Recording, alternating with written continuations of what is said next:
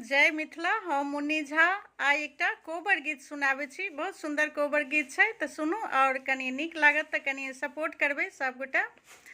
कोबर लिखल जे सासु आमा आओरो जे सरे हो जी रे।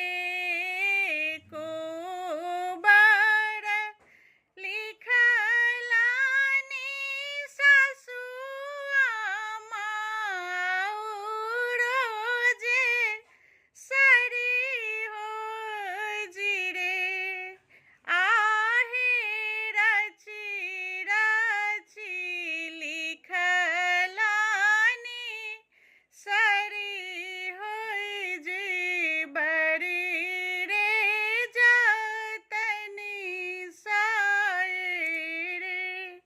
आहे रची रची लिखलानी सासु आमा बड़ी रे जतनी साए रे।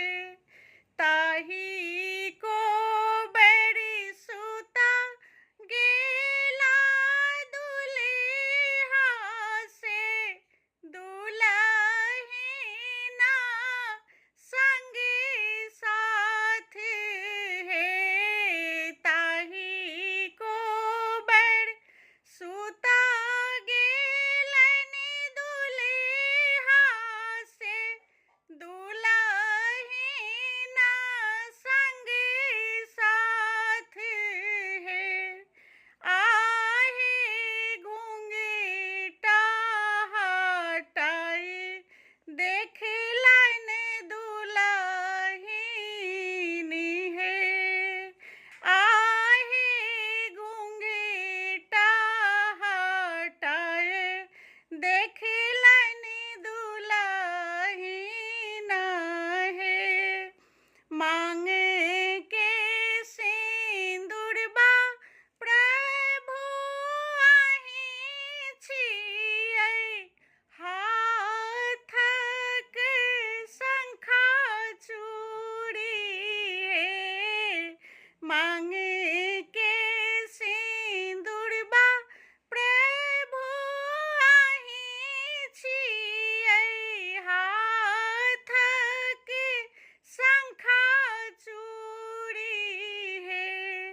आहे गले हार छियै मोरी सासु आमा ननदो मोरे हाथी कंगना है।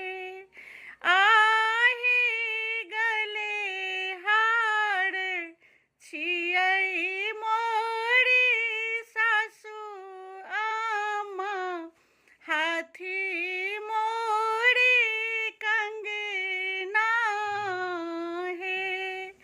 आही मोरे नाये नाई जड़िया की देबड़ी हाथ शंकर है। आहे ससुर मोर छथिन भगवान की इह मोरे सोलहो सिंगार है। आहे ससुर मोर छथिन भगवान की इह मोरे सोलहो सिंगार है। एति बचन सुनिलनि सासु की मनि मुस्काबथि है। आहे